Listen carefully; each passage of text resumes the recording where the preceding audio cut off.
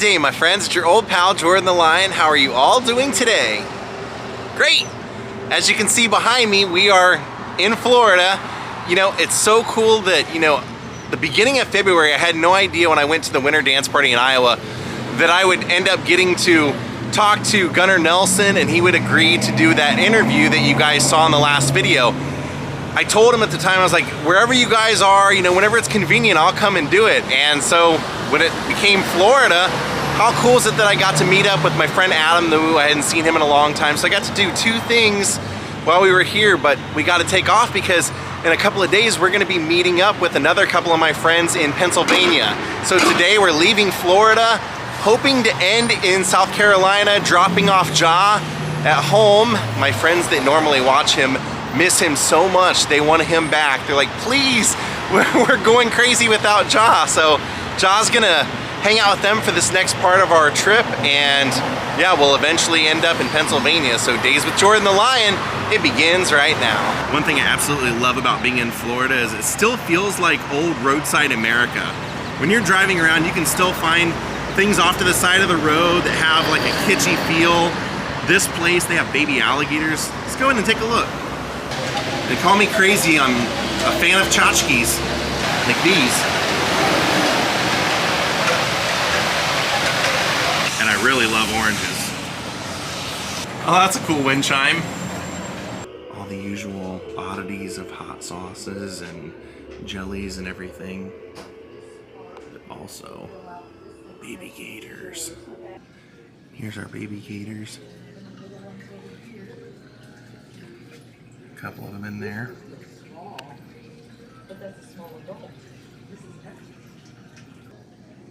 And if you want to decorate your home with one, you can do that too. All right, we're gonna hit the road. I want to stop in Jacksonville on our way north. I'm really excited to do today's vlog too because I've wanted to stop and do this one just about every time I've went through Georgia or northern Florida, and I just keep not having time to do it. My mom got me into this band when I first started learning guitar. She actually went out and said, you know what, if you're gonna play guitar, you have to listen to this. And it was the Whipping Post. I keep seeing these billboards for this famous orange shop up here. Might stop off and check that out.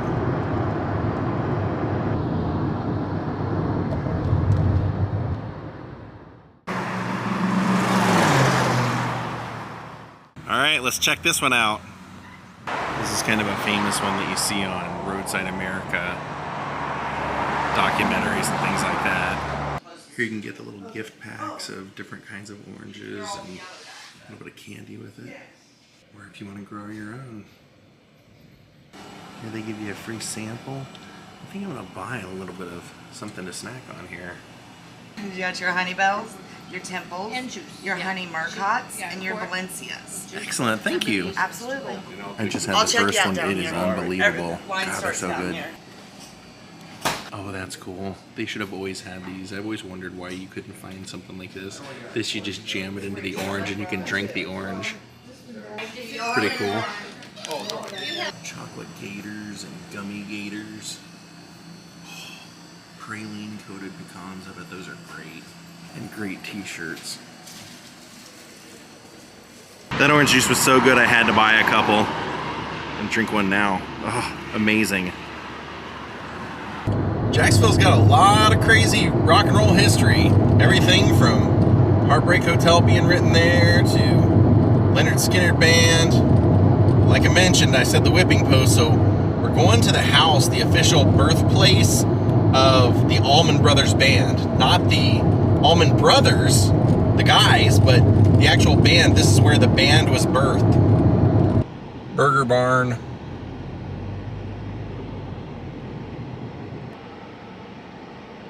Seems appropriate now that we're in Jacksonville. It's raining. I don't know why, but it seems appropriate.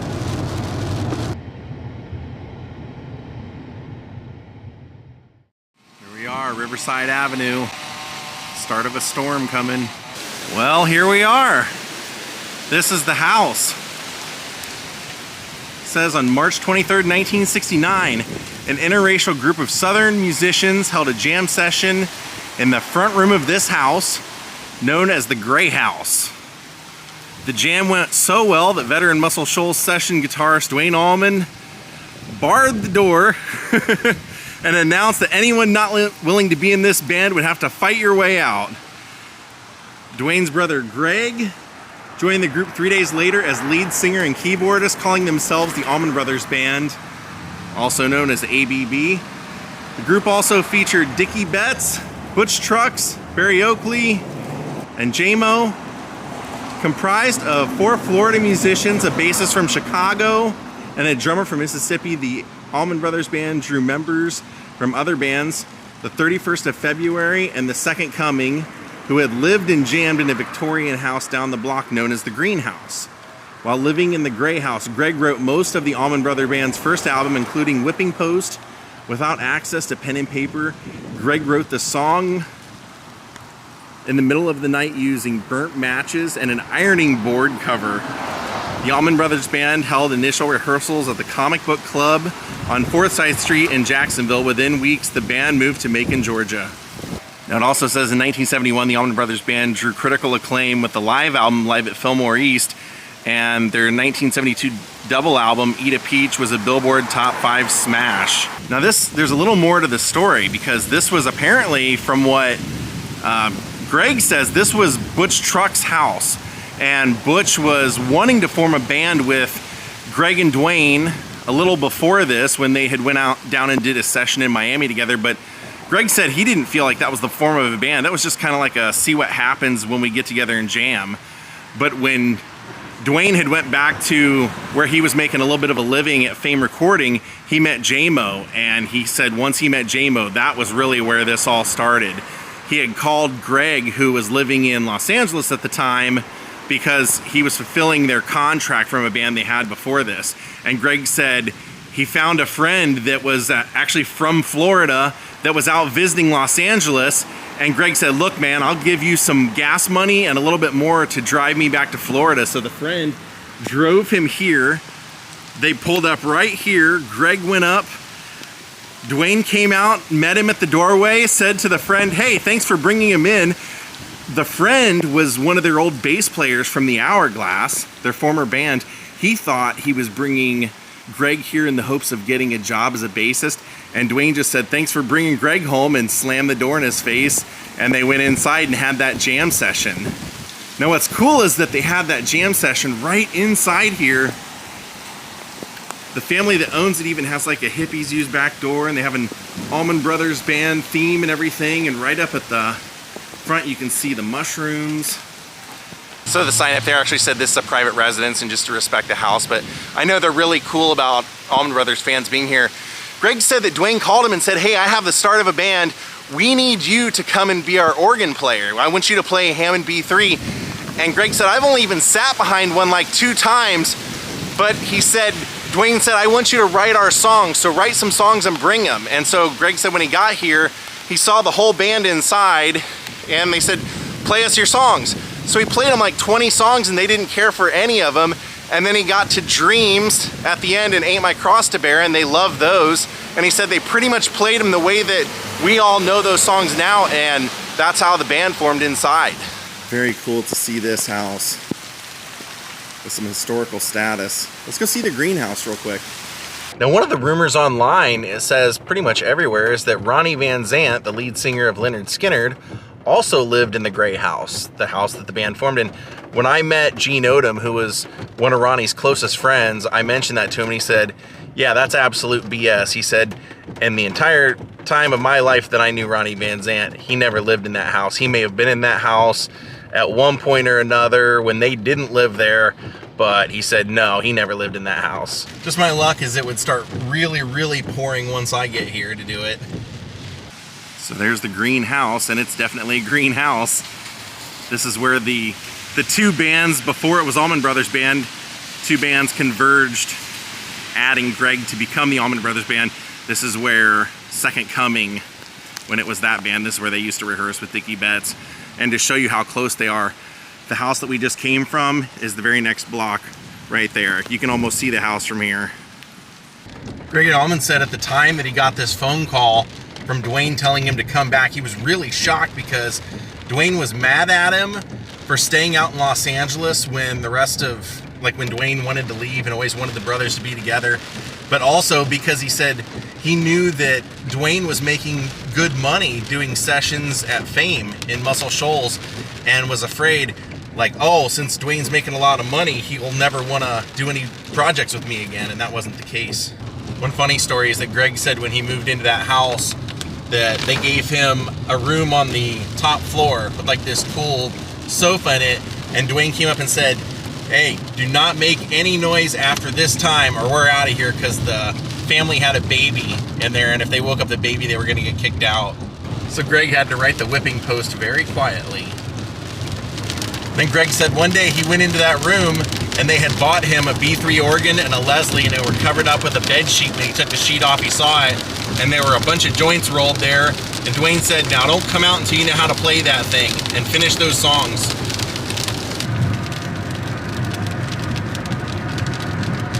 Well, goodbye, Florida. Hello, Georgia. All right, more Roadside America. They sucked me in. I gotta check out Peach World because it says over 250 items of peach everything. And they actually have a little like petting zoo farm also. Yeah, it is peach everything. Peach bread, peach pies, peach fudge, peach jam, peaches.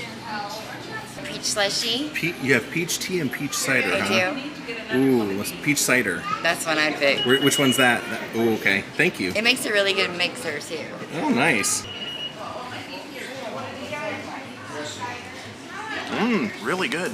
Peaches and cream popcorn. Peach animal heads. I'm kidding. This place is great. Peach cobbler in a jar. Oh, that sounds good. Peach butter. Peach candles. Nice. Oh, those are great. Peach salad dressing. There's some of that peach cider. Southern peach barbecue sauce. I like peach, but it seems like it's a little extreme. Look at their postcards, those are great. Feeling peachy.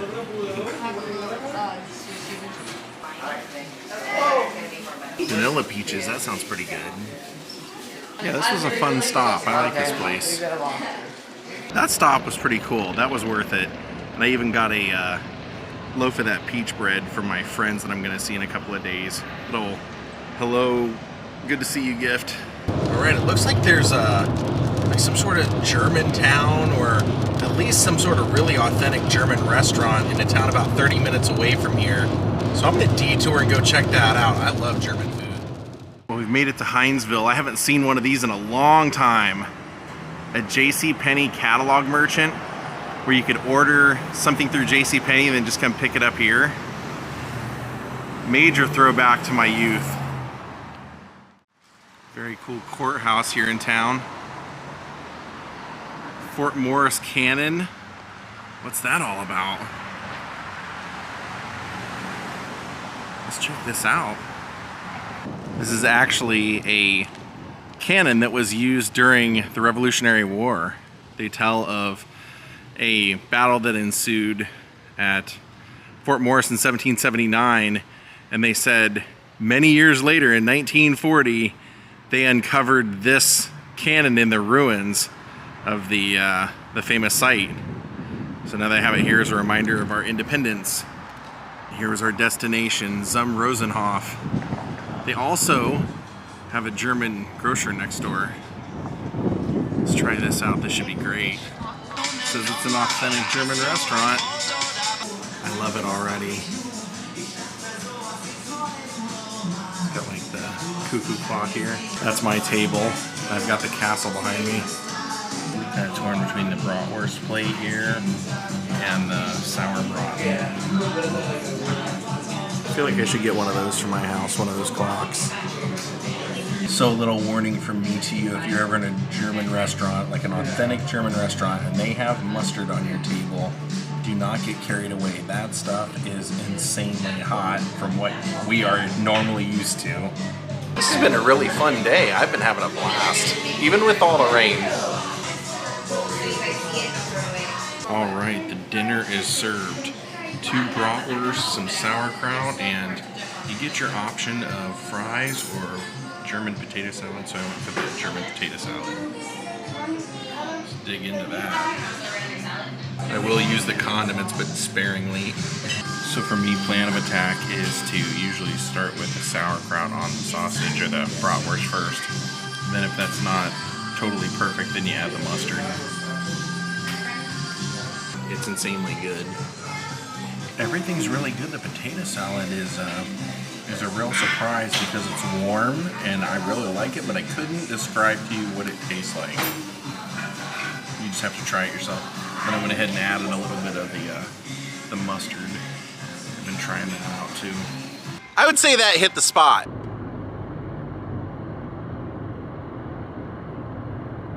I'm not staying at this Holiday Inn Express, but I just drove past it and saw something amazing here. You gotta see this. Look at this fountain! Oh my gosh! It's a shame they don't have the water turned on, but That is an amazing display of lions. Look at that, every tier is lion heads. I love it. And that's not all. Check out their light post over here. How cool is that? All those dolphins.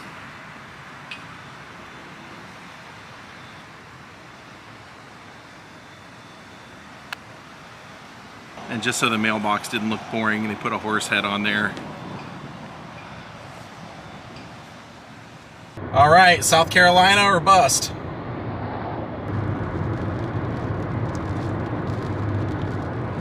Once we pass through here, this is our gateway to South Carolina.